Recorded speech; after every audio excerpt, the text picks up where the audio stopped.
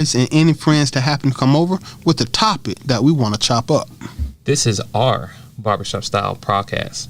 We discuss it all. If the fellas at the shop will go in on it, we will. Let's chop it up. What's going on, good people? Happy Friday. And then to people who listen to this on Monday, good morning. So, we here, back at it. How you feeling, Seth? I'm actually feeling pretty good. Feeling good? How's your week, man? Over. I mean, that's true. all. Hey, right. It's over. We're here. It's Friday. Well, you know how you get closer to a holiday? Even if you're not taking time off, right? You really don't want to be at work because you have stuff to do. Okay. So, yeah. And I don't even know when I'm going to sleep until Sunday, maybe. You said not till Sunday? Yeah. Okay. All right, so times. So what we talking about today, man? I see you had a topic that you brought today, and it's something that's been on your heart. What's going on? Talk to me. Well, okay, full disclosure, anyone listening, this is pretty much just a monologue tonight. So conversations lately, of course, everyone's seen the Kevin Samuels videos, and of course, there's other people out there in the manosphere talking about relationships and stuff like that. But I've had some personal conversations with individuals in my life, and I had a conversation, and I started breaking down the math on what's really going on. Okay. In the black community. I don't want to say just black community, but it really affects us harder than it does a lot of other communities. So the question I came up with over the last couple of days was, who actually benefits from men and women not being together? And specifically, black men and women not being together. Well, that's a good question. Okay. I mean, because as you see how the system and everything is set up is designed for the man not being in the house. It is designed that way. It's definitely designed that way, and there's a lot of benefits towards a woman who doesn't have the man in the house. And that's the question. What benefit does she get? And I mean, honestly, I had this conversation with the woman. What are you really getting out of this? Well, I mean, it's not really a benefit, but I think overall they had this in the works a long time ago to break up the black community and starting with the black family. So this is something that they've been putting to work, and they sit somewhere in their office somewhere in a dark room in the distance, like, man, how can we break up the black family? You know what? Take the man out the house, and who's easy to manipulate, the man or the woman? Exactly. The woman. And that's how it, and so, once again, I just want to start, like, the first portion of it is, why are black men and women not together? Why? Okay? So we're going to look at that. This is all my opinion. There are some stats and figures. You can always go look it up. I don't have any links I could provide, nor would I, because y'all are adults. You can look it up yourself. Information is much better when you come by it from your own research. But, okay, so 1965, you have pretty much the welfare plan in America. 1965. So in 1965, you had the welfare plan rolled out to America during the civil rights movement and following, right? So in 1965, you had the welfare plan, and when that rolled out, there were a lot of changes made. While feminism started in the 1800s, it was really and truthfully marketed to the black community. Okay, so black women started this, and I'm putting it on black women. This is not an attack. This particular session. This is simply facts. So awareness. We'll call it awareness. There you go. So, welfare and public housing and assistance, all of that was rolled out, and with it came feminism. And they were like, "Yo, we'll give you." Scheherazade Ali said this. We'll give you a house. We'll give you money. We'll give you food. But you can't have a man. For some reason or another, black women said, okay, fair trade. And they took the deal. So you have the breakdown of the black community. And once again, they didn't make the white women make the same decision because farm subsidies is the exact same thing as welfare. The farmers got farm subsidies, but they didn't tell the white woman you can't have a husband in the house to get these subsidies.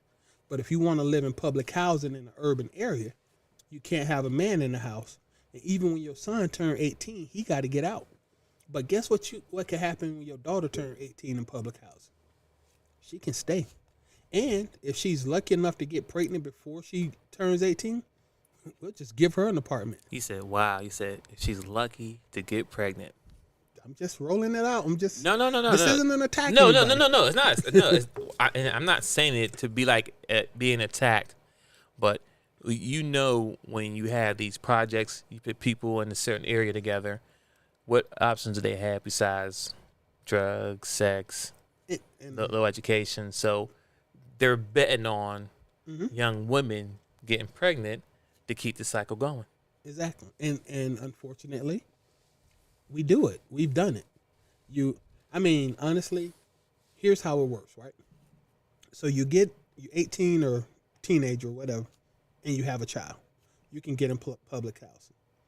If you stay in public housing, there used to be a rule, don't know anymore, that if you stayed in public housing past a certain amount of time, you could actually remain in that public housing even after your children were grown. Right? If you've been living in the projects for 30 years, you can stay. There's no reason. How are we going to kick you out and tell you to get your own apartment when you're 55 years old? So what do? You stagger the kids you're having.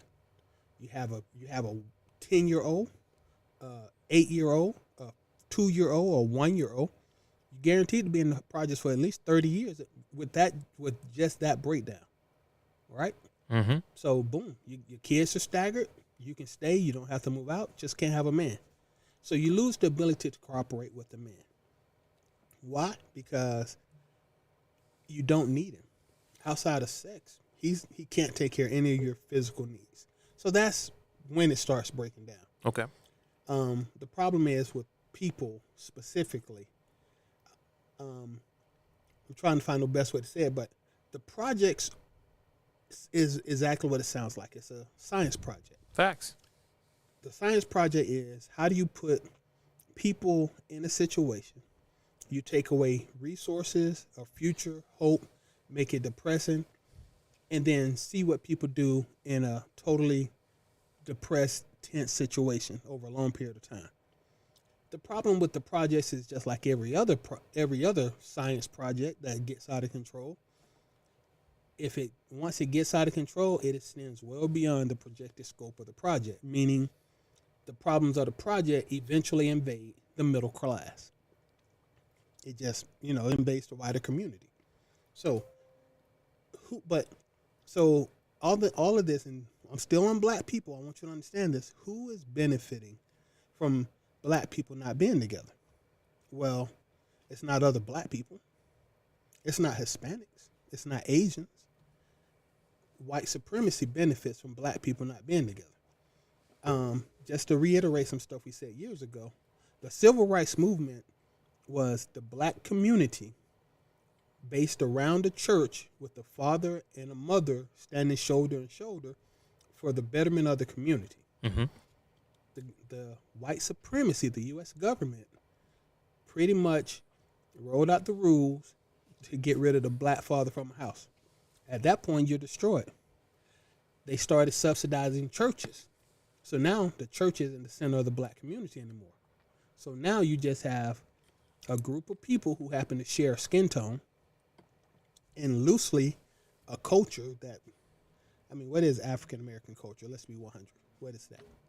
Well, first off, we wouldn't know about it because they don't teach it here in America. So unless you do your YouTube and, you know what I'm saying? That's the only way you're going to know what African and that's it. heritage or how we are.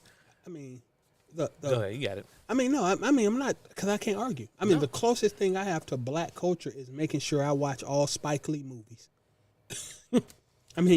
My son. Saka Zulu and all those, right? Exactly. Who all produced by white people. I mean, my son thought Denzel was Malcolm X. I mean, He played a good role, didn't he?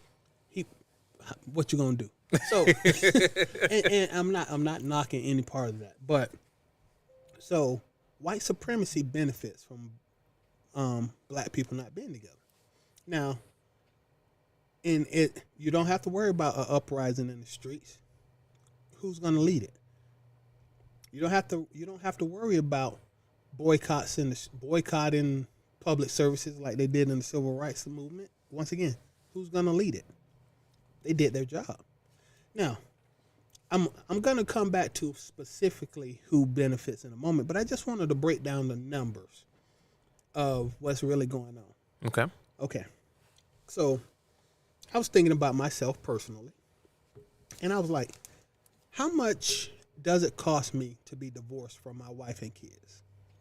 Now, this is just raw numbers. Ooh, about to get real. I mean, and these are, if I had a chalkboard or something, it'd be easier, but, take out a pencil and paper. Call me on my math if you want to. But my mortgage, $1,200 a month. Okay. Well, let's say 1,000. It's easier. Yeah. 1,000. Utilities for 4 people, about 600. Food for 6 people per month, 600. These are raw numbers we can keep track of. Right. Health care through my job, 350. Entertainment, 300. Clothes monthly, about $200-300. And miscellaneous, another 200. All of that totals up on my paper, $330 a month. I mean, $3,000. About to sell it. Sorry, $3,300 a month. Okay. Okay, that's one household. One household. No, but I got divorced. Mm. Okay, so how much is one person living in a household? I still got the same $1,000 a month rent. $200 for my utilities, cell phone, cable bill, light bill, $200. Food, $200 for groceries. Healthcare, since I'm only paying for myself, just $120. Right? Right. Entertainment, $100 a month. I mean, I can go watch a movie or play pool, this whatever. $100 a month. Clothes, $50 a month. That's mostly dry cleaning. If I need to go shopping, but mostly, I don't have a clothing budget. Right. Okay? And, miscellaneous. Now I'm going to slap my child support in miscellaneous. Okay. I'm going to make that $1,200 a month because it's not free. So now, even though my wife and 2 kids have moved out, I live by myself. Guess how much my monthly expenses still are? The same, but more. No? $3,000 a month. So it stayed the same, pretty much. Pretty much, right? But now she has to move out and get her own place. Right. So how much is her rent, a mortgage? Probably cheaper. Same $1,000 a month. Oh, okay. How much is her utilities? Her and 2 kids, $500 a month. How much is her food, grocery? $450. You got to feed 3 people. $450. How much is her health care? Well, even at your job, it's either you and one other, or you and one plus. So hers still $350, right? Her entertainment, she can't take them out as much as she used to because, of course, it takes 2 people to keep track of kids sometimes. Okay. But you still spend at least $200 a month on entertainment. Clothes, yeah, you're a woman. Sorry. Your clothes budget's still about $200 a month. And miscellaneous, let's give you $300 a month, right? Mm-hmm. So your household bills every month, $3,000. Plus the $1,200 on top? No, that's her bill. That's all. Her bills. I mean, that's how much it costs her to live. It costs me $3,000 a month. By yourself. It costs her pretty much $3,300 a month. Okay. So y'all, because we're not together. Right. So now y'all spending more money because y'all separated. That's the trick. So whereas now, if y'all was together, when we together, trying to be a happy family, $3,300 a month. When we separated and not together, $6,300 a month. Now that's money out of our pocket. That's a difference of $3,000 a month in bills. Now this is for me as a not I'm well above middle class income. So I don't know how poor people do it. Those are my numbers. But it costs me $3,000 a month out of my pocket just to maintain my standard of living. Right, yourself. My ex-wife has created her own life, and it's costing her $3,000 a month to maintain her standard of living. Mm-hmm. It doesn't matter if I'm giving her child support or not. That money's out of my pocket. Doesn't exist for me. When she writes out her checks, this is what she pays. Mm-hmm. So instead of $3,300 to be a happy, cohesive family, it's $6,300 to maintain 2 households. Nugget. Okay? Go ahead. Keep talking to him. And then you start wondering, what could you do with an additional $3,000 a month income coming into your house? I don't know. Pay for your kids' college. I don't know. Make sure they get a car when they turn 16 so they can have. Oh, and they can definitely have nice things, right? Right. I mean, we didn't even talk about Christmas. They get 2 Christmases because, of course, you got to do something for Christmas. Right? Right. And your ex-wife got to do something because you got to prove you love them even though you're not there. Right. But seriously, I was thinking being divorced out of the black community for myself at this point, being divorced from my ex-wife cost me personally $36,000. What's 12 times 3? $36,000 a year between both of us is being pushed out into the economy. Who benefits from black people not being together? The economy. Yeah, literally, do the math for yourself, but $3,000 a month more per month is being pushed out to the economy that has no actual benefit for you or your children, and that's just my life.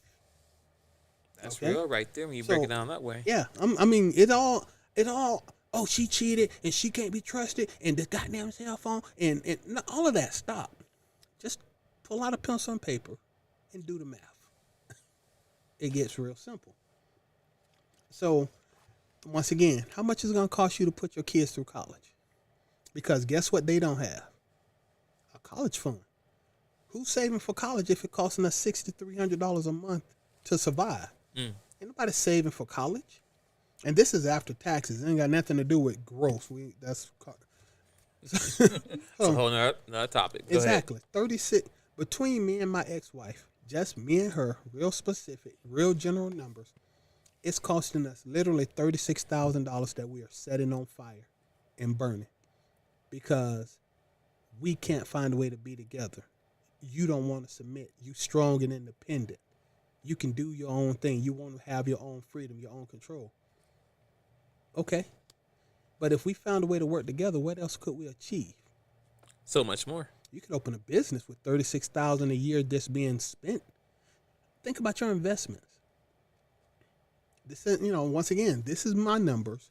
These aren't raw. These are raw numbers, but I'm well above middle class. I'm not working at McDonald's, but this is what people do when they get divorced. You have to maintain a whole nother household. That's money burned in the air. It's gone forever. What ideas are being put into your head to make you think that's a good idea? Right? And so, down to who actually benefits. The government. They're getting your tax revenue. They're getting all the money. That $36,000 comes with taxes. The two incomes you're taxing in 2 different households come with property taxes, vehicle taxes, straight up payroll taxes, all of that. The government makes all that money. The utility companies, they loving it, right? There's a Mr. and Mrs. Nolly who don't live together. And boom, both of them are paying light bills, gas bill, water bills, cell phone bills. Instead of one person paying, you got 2 incomes coming in. Straight up. Corporations. The insurance companies are getting 2 premiums instead of me paying as the father or something like that to say, hey, I'll cover my entire family under one policy. Nope. They got 2 policies that do the exact same thing. Okay, so people, I'm saying all of this is about white supremacy. Also, they're benefiting.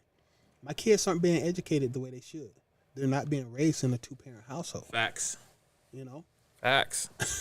Nah, that's facts right there. and I'm still not even finished or anything. But that, who benefits from us not being together? Do the math. I don't care how you feel about a dude who you just can't seem to stand, but you can't justify why you can't stand it. Why did you make a baby with somebody you didn't want to be with? And even if you felt the need to get divorced, before 1980, you couldn't divorce anybody without a justifiable reason. In 1980, they came up with this thing called irreconcilable differences. What does that mean? I wonder who came up with that. I gotta look it up. Look it up. It's weird though, right? Right. And all of a sudden, the divorce rate went from like 27% to 80. Well, 50, but okay, it went from 27% to 50%. That's still a big jump. Huge jump. And who filed, and unfortunately in the black community, who files 83% of all divorces? The woman. Okay. But why? Once again, I'm going to put this on feminism, and it's feminism and white supremacy. Who benefits from me and you as a man and a woman not being together? Okay? They ain't got nothing to do with my black butt who can't seem to let the toilet seat down. You're just sick of putting the toilet seat down or washing. I'm sick of him wanting to eat food every day when he get home from work. That's an irreconcilable difference.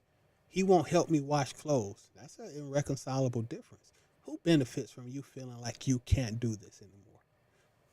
Who put that idea in your head that you shouldn't have to? All right? So, but who does it hurt when y'all aren't together? The next generation, aka the kids. It hurts me? Of course, it hurts everybody, but mainly it's going to be the generation because they see that and they believe, hey, that's how it's supposed to be. Exactly. And they start that cycle. And they start the cycle. So generation after generation after generation. You know, I'm first generation project kid. I'm, mid 40s, first generation. I'm in the 70s. There's been 3 other generations. You got the Gen X, Gen Z, the millennials, the zennials, whatever that is. So there's multiple generations of kids who are growing up who have been fed this cycle of dysfunction. And once again, we as a people, I'm begging brothers and sisters, if you're not benefiting from it, why are you doing it? When you say benefit, you talking about being in a relationship or you talking about divorcing? Or All separating, whatever, or Same both? thing, all of it. Okay. Who does divorce benefit? Oh, we know. Exactly. We know that. You outline it right there. Is there clear, black and white? I'm trying to be simple, and I hope I make sense. I've been working on this thought, but your kids. Once again, between me and the exy, we're throwing away $36,000 a year, not being together. Who does that directly impact? We're not taking vacations. We're not generating memories. We don't have bonds. We dang on sure don't have retirement savings. Certain people get to buy an RV and drive across the country for, you know what I'm saying? Right. That's not happening in our family, is it? If I could drive across the country, I wouldn't do it with you. But guess what? We just threw $36K out the window. So there won't be an RV in our future, will there? And so, what you said 1980, or what year was that when it came out, the unrecycled? 1980. Around 80. Mm-hmm. So no fault divorce. No fault divorce. Long story short, that's what it comes down to it. Mm-hmm. I think that right there it was one big plan, one little seed that was planted, and it has gone exactly how they want it to go. Mm-hmm. Because if you look around now, like I said, you can either you're part of the system or people like that has a divided household. Exactly. And even to this day now, I know people who get married and separate so quickly. I mean, so quickly because someone might have did something wrong, right? Exactly. And you think about it, you never sit back and think like, wow, how come our like the real grandparents are because I had a grandma, like I had a grandma and a granddad. They was old school. They weren't in their 40s. They was like 60, 70, 80. They was grandparents. But and I think they weren't married. The ones, long story short, they weren't married, right? But the point I'm trying to make is that they were still together. Is that, bruh, And they were happy. bruh, you know how you don't get the full truth until you get to a certain age. Yes. My granddaddy ran my grandmama crazy. They stayed together through thick and incredibly thin. You know what I'm saying? Mm-hmm. I mean, but you know what? 11 kids in, both of y'all stuck. You can't just walk away from family, and that's the problem because most men actually do take care of their kids. Black men are. You can look this up. I think it's blackfamilystatistics.com.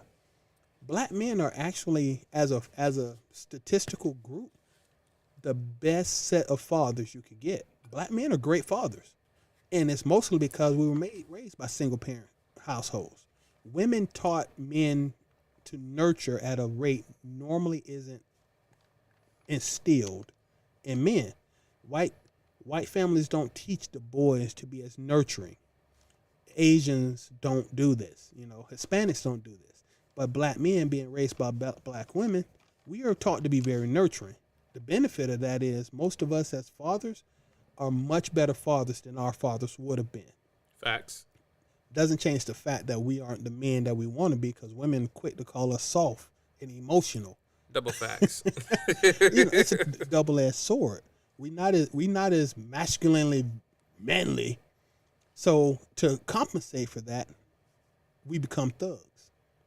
But even thugs still, you can say what you want. Black men aren't leaving their family. The women are leaving us. And when they leave us, once again, I've already spoken about that. I'm throwing $36K. This is me myself. These are not exact numbers, but the point being is that money's gone into the universe. It creates a frustration in me. That frustration in me is going to bleed through my interactions with my exes. Right? I don't care if you live somewhere else. The fact that I have to write you a check every month bugs me, because I don't get any benefit for that money going out, nor can I invest it for my future or my children's future. And I can't get you to justify what you did with it. So now I'm frustrated. Well, that's because the legal system don't give them that accountability of once they... Keep going. That hit nerve. I'm sorry. It's just the fact that, once again, the system doesn't give or tell the woman how to be accountable when it comes to getting the child support. Because at the end of the day, the child support is what it is. Child support. At the end of the day, so for example, you say you're giving $1,200. At the end of the day, if anything, that's not an exact number, but go ahead. Right. If anything, let's say pocket counting. Right. But let's say it's 12. I was number 12. Mm-hmm. If anything, $200 is what she should be spending to go towards something in the house, the bills, right? Okay. The other money, if they have 2 kids, should be $5 a piece, go both of them. And you think about it, the first month, okay, get clothes. Boom, boom, boom, boom, boom, boom. Right? $5, clothes, boom. Second month, savings. You would expect something. Next month, okay, then they close again. No. Let's be honest. Kids do not need clothes every month. Kids do not need clothes every week. I have 2 kids of my own. Now, they're growing, but still, they don't need clothes every week. So the point I'm trying to make is that $1,200 or $1,000 they split a piece. By the time the kid hits 18 years old, they should have a trust account. They should have a savings account. When they go to college, they should have money set up. But go ahead. Well, and I might be jumping the gun. I see you got something lined up over there. No, because I agree with you, but there's a problem with what you're saying, and the problem is really simple. The first, I just want to address the fact that kids do go through growth spurts, and from 1 month to the next, I think my son actually grew this summer, maybe an inch and a half. This summer, I only had him for 2 months. He got taller That's getting on my nerves. But no, because as I just broke down the numbers, without going into what her salary may or may not be, the money I gave her, her bills match mine. If I make more than her, and that's what happens when you pay child support, you normally make more than her. That money went into living expenses. Once again, instead of paying $3,300 a month in total bills, both of us maintaining two separate households are kicking out $6,300 worth of bills. Right. It's the utilities are there. The light bill is there. The phone bill is there. The food bill is there. The mortgage is there. The insurance is there. So I'm not saying that it's being wasted. I'm saying it's a waste for us to have irreconcilable differences. No, I get that part. What I'm saying is that my whole thing. See, the biggest problem issue I have with when child support is this: regardless if you had kids or not, right? Mm-hmm. Regardless if we dated or not dated, separated, married, whatever. At the end of the day, most people, you're gonna have your own house. You're gonna have your own bills. You're gonna have water, gas, electric, all that. Mm-hmm. Regardless if you have kids or not. Regardless, you're still gonna pay those bills regardless. So what I'm saying is that when it comes to the divorce part and they want to give, she get this amount of money each month, why? You still missed the point. I know. In the divorce, what they say, you have to maintain them in the lifestyle that they become accustomed. Okay?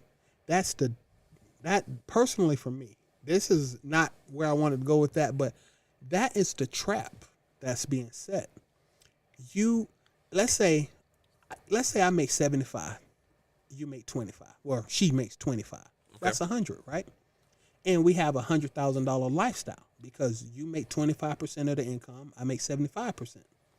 If me and you separate, now I can only have a 50% lifestyle because I have to balance out your lack of that 100K so that the kids can be maintained in the lifestyle they're accustomed to. That's a damn trap. I call that bullshit right there. I call BS. Okay, let's make sure. All right, I understand it, but it's bullshit. But that's the trap that they put people in. That's why child support is so painful to people. It's because when they were living with me, I wasn't paying this amount of money to maintain them happily. But now that they live over there, I have to bring their lifestyle up so that it's generally equal to what I could offer them. That seems unfair to the person who's paying child support. And okay, and I get that part, that it want to keep the same lifestyle, right? Which is stupid because if you left, you chose to have a different lifestyle. That's where I was gonna go, because in most cases, not all, but most cases, the woman is automatically awarded the kids because mothers. We want to say automatically. We want to say 92-3% of the time. Shit, that's damn near.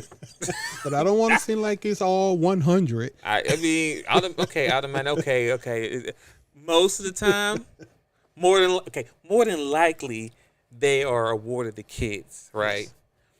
Because, regardless of who makes more money, because honestly, if I make more money, then why don't I have full custody of the kids? Or, I mean, it could be partnership. I'm cool with that. You know what I'm saying? But why doesn't the man, because the man is supposed to be the provider, right? Well, so hold on, I'm saying. Well, don't say man. Say the person who makes the most income, because women do make good money. Why doesn't the person most capable of financially supporting the kids automatically get custody of the kids? He said the person makes. Right. No, exactly what you said. I don't want to put the pronoun. It's simply okay. That's fair. That's fair. Man or woman, whoever makes the most money, they're not awarded the kids. The other person does. How does that make sense? If I'm the person who's a breadwinner, then I need to take the full responsibility of raising our kids. Exactly. And especially if you're the one who decide I don't want to be here no more, or I don't want to be here no more, right? So if you decide to leave, why should my children be penalized? Right. And I don't want to hear, oh, you the man, you need to fight, or you the woman, you need to fight. No. Fighting is stupid at this point. Right. There should be no fight to something that we made together, because at the end of the day, we made this child together. You didn't make the child by yourself. I didn't make it by myself. We made it together. So that's 50-50, right? And I would challenge anybody this. If you were not going to get I've heard it described as cash and prizes. If you weren't going to get child support when you left, how many people would actually leave? Well, you know what? Wasn't that so back in the early, so before 1980, right? If I'm correct, let me know. If a woman decides she want to up and leave, right, and take her kids back before 1980, right? Well, this would have been early in the Yeah, let's say way it's before. before that, right? Before if women want, you know what? Because I know women did that. They take the kids, pack them up, and they just leave. Dad come home, everybody gone. So when that happened, if the father called the police and my kids are missing, wife gone, XYZ, they find the wife and the kids. It's like, hey, we're gonna take the kids. You can stay if you want to, but the kids go back to the father because the father or mother, whoever was the breadwinner, is reward the kids. That's how it went back in the day. So if you want to leave, okay, cool, fine, bye. Just leave my kids. Just leave the kids. But now it's like, if I'm the little person if I'm the person in a relationship that makes the least amount of money, I get the kids. How does that make any sense though? I don't, and honestly, And what are you showing? Like kids are sitting back watching. How can the kids learn? So it's being taught. it's being taught. So if women and men are complaining about not having good people out there to find a date, well, you have to understand this: the person who raised them weren't the right person to raise them. And I'm still trying to be nice through it. I'm not saying anything negative like that. But I agree. But yeah, I don't know exactly when it changed, and of course we could always look that up. Right. But Someone can look it up. But the point being is, if you're not, why is the person, in general sense of the word, the person least financially capable of keeping the kids is also the person most likely to get custody of the kids. That decision, in addition to a whole bunch of other decisions, has contributed to the breakdown of the family. And this has happened in white communities too. There's no stones being thrown, but the black community has been devastated with this particular situation. You don't have to have a reason to get a divorce. You can just be like, hey, I'm tired of being with this person. Yeah, I had this conversation with my wife. I said, because I have to be real. I don't do no fakings for the results and things I want in my household. I say what it is. I don't bite my tongue. You know what I'm saying? So you shouldn't. Why? Right. I know. Why I would know. you I know. have to bite your tongue. I shouldn't, but I don't. house? But I don't. But people think I'm crazy. But that's fine. That means you come to my house, you don't mess with me. I got my peace because I'm gonna tell you exactly what it is. I don't bite my tongue. But I had to call my wife and say, you know what? This is why I'll tell my son not to get married. Like, why not? I said, because any given moment, you can wake up today, tomorrow, next year, next month, whenever you want. When it's convenient for you. Honestly. When you can wake one day and be like, you know what? I don't want to be here no more. Nope. And you take the kids and just leave. Not saying that you're going to, but the fact is you got that big joker in your hand that you're sitting on, and any minute you can be like, game. And she doesn't even have to leave. No. She could just have you escorted off your premises. Facts. She don't have to leave. Listen to that. Because, I'm not happy anymore. There's a lot of married men who's not happy. But guess what? We stay there and we work through it and keep it moving. But once again, and I told what it is. She, I don't know how she took it, but I'm like, honestly, I have more to lose, or a man has more to lose than a woman does, because at any given moment, you can get up and leave, kick me out the house. Everything I worked hard my whole life as a man, because as a man, you're taught to be a provider, a leader, head of the house, all this stuff. So I worked hard for this whole empire so you and the kid and the family be well taken care of. But any given moment, because the system gave you that power, you can just up and leave whenever you want. Or if I slip up and let's say I cheated or something, I'm done. I'm like, because things happen, right? But the point I'm trying to make is that any given moment, man or woman, whoever is the breadwinner, and when somebody feel like they're done with it, especially a woman, she's done, she's tired, or she meets somebody new, your whole world come crashing down. Yes. Just like that. Yes. Now, I'm working very hard this particular session to not use pronouns once again. So I would say that that's true for anybody who makes the most money, though. So it doesn't have to be you as a man. Now that doesn't really mean much, because as a man, most men, women have I don't really want to go there, but this needs to be said. Women's dating and mating strategy, pulling me into the dark side. I'm sorry. Women's dating and mating strategy is different from a man's. A man will date somebody who makes less than them. Most women have a direct aversion to dating somebody who is financially beneath them. Okay, so men date women who have less than them, which puts us more likely in a position to be taken advantage of, per se, in the legal system. Now, when you say that statement, men date women who make less than them, we don't do that because we want somebody to control. Maybe we should end this one, because I know know where you're going. You don't go with it. I'm trying to be polite here. I know. Yeah. Go ahead, man. I'm just saying. I'm gonna be clear. I'm gonna be clear on that. Yeah, that's fine. So okay. I'm sorry. I'm not trying to go down the road, but I have to say it. You know, the last time he said where men date women usually who get women make less money. We don't go out there and actually look for women who make less money than us. We don't do that. We meet a lady or somebody, it's purely love. You know what I'm saying? It's lust. Well, I mean, lust, love, but in the day, I never when I dated any woman I date with, I never like, how much money do you make? That was never a conversation or anything that I ever thought about bringing into the relationship. You understand what I'm saying? Exactly. And well, dark. I mean, this isn't that conversation, but yeah. See, that's the difference between male and female dating strategy. Right.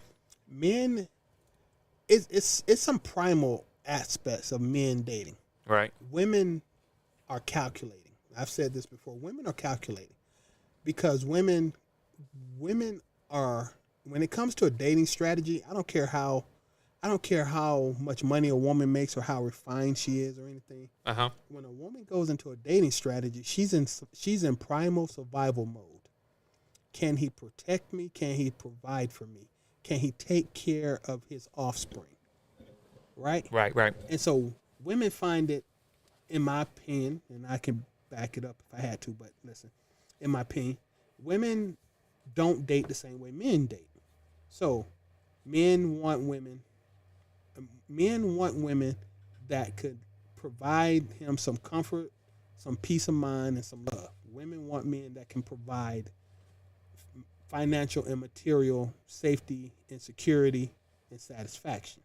So that's the whole part which I was trying to avoid on this particular session.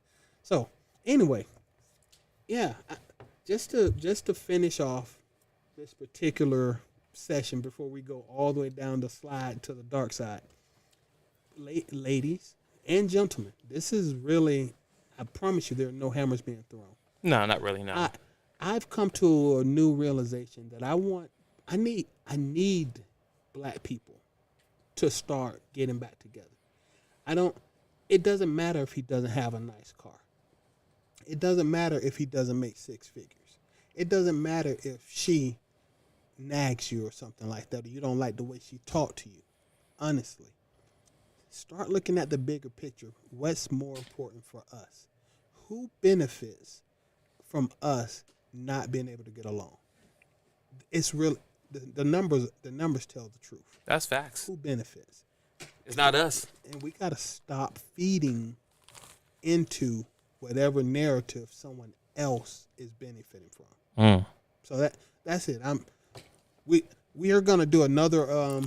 We're gonna record another session, and we can go all the way down the slide to the dark side. Listen, I wanted to keep this on topic. Okay, I appreciate that. My bad, y'all. I promise you, I wasn't trying to go down the dark road. I just want to, just keep it a buck, keep it 100%. Let you know how it go. But please comment, like, share. Our social medias are below. If you listen on podcast, go to YouTube, go and subscribe to Twinsinc because we're doing this live. So if you want to chat to us live, we're here. So outside of that, I'm good. I think I've said everything I needed to tonight. all right, we out, people. Later. Peace. Peace.